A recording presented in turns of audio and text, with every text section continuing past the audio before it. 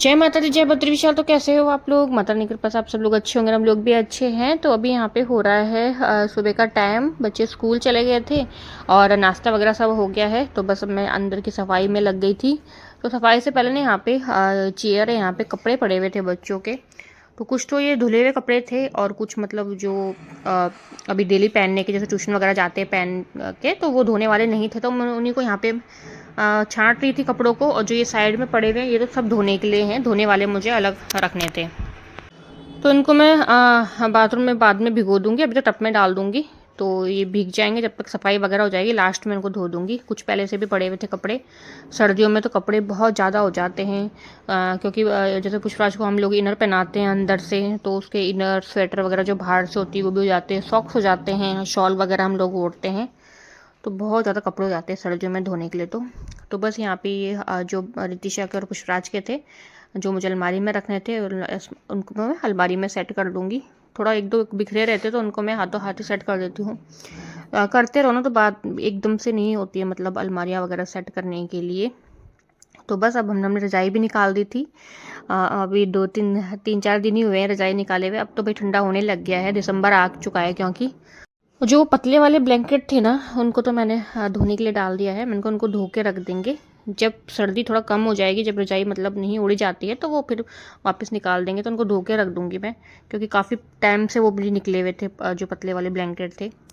तो बस अब यहाँ पे तो मतलब दिसंबर जनवरी रजाई ओढ़ी जाएगी। और जो पतले वाले ब्लैंकेट थे ना, वो भी मैंने धोने के लिए डाल दिए, क्योंकि उनको भी काफ़ी टाइम हो गया हमको ओढ़ते हुए। तो हल्की हल्की सर्दी के लिए ना वो एकदम सही रहते हैं। तो मैंने कहा अभी तो सर्दी दिसंबर जनवरी तो रहेगी, तो अभी तो रजाई मतलब लेनी है। तो जब अच्छी खासी सर्दी चली जाएगी ना, हल्की हो जाएगी, फिर वापस से मतलब वही काम आएंगे ओढ़ने के। तो बस उनको धो के रख देते हैं, क्योंकि फिर हालांकि एक बार पूरी जब गर्मी आने लग जाएगी वापस तो धुलेंगे ही, लेकिन क्योंकि उसको हम लोग अक्टूबर से ओढ़ रहे हैं, तो बस उनको मैंने धोने के लिए डाल दिया था। पतले पतले हैं वो 2 ब्लैंकेट।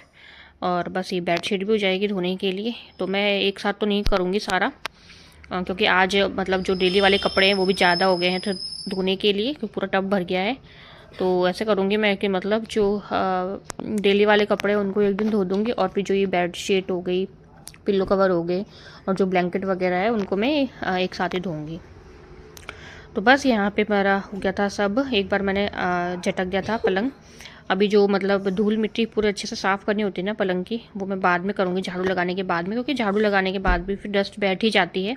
तो मतलब बाद पोछा लगाने से पहले कर लूँगी। कभी कभी पोछा लगाने के बाद भी कर देती हूँ, लेकिन झाड़ू लगाने के बाद ही मतलब सही रहता है। क्योंकि मैंने कहीं देखा एक बार, मैं तो ऐसे कर देती हूँ ना, अगर कभी ध्यान नहीं रहता तो फिर वो दोबारा झाड़ू मारने के बाद वापस से मतलब एक बार हाथ फेरना पड़ता है। तो यहाँ पे ना बच्चों की यहाँ पे बुक सेट वगैरह रखी रहती है, उनके ट्यूशन के बैग है यहाँ पे रखे रहते हैं। तो सुबह सुबह उनको बहुत जल्दी होती है बच्चों को टाइम टेबल वगैरह सेट करने में, तो कुछ बिखेर देते हैं वो, जल्दबाजी में रहते हैं। तो वही यहाँ पे मैं उनकी बुक सेट वगैरह सब सही कर रही थी।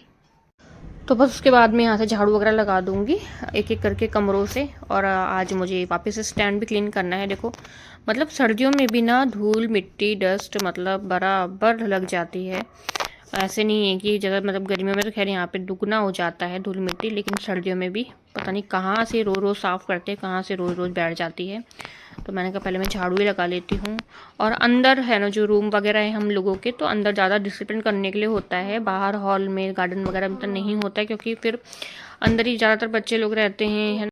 बेडरूम वगैरह भी अंदर ही है, और जो मतलब उनकी अलमारियाँ वगैरह है वो अंदर ही है, और जो मतलब बुक्स वगैरह का सब अंदर ही है। तो फिर अंदर हो ही जाता है ज़्यादा थोड़ा करने के लिए। तो बस यहाँ से मैं झाड़ू वगैरह लगा दूँगी, उसके बाद फिर किचन वगैरह क्लीन करूँगी, और उसके बाद फिर लास्ट में रहता है पोछे का काम। तो बस गैस वगैरह यहाँ से कर दूँगी। और सफाई का ना अपना एक वो चमक तभी आती है जब मतलब अच्छे से की जाए, है ना। फटाफट फटाफट में तो वो भाई बात ही नहीं, ना तो मन में मतलब मन को सुकून शांति मिलती है, और ना फिर बार बार मतलब वही दिमाग रहता है कि ढक अच्छे से नहीं हुआ। जब इस तरीके से अच्छे से क्लीनिंग हो जाती है ना, तो खुद को सुकून मिलता है।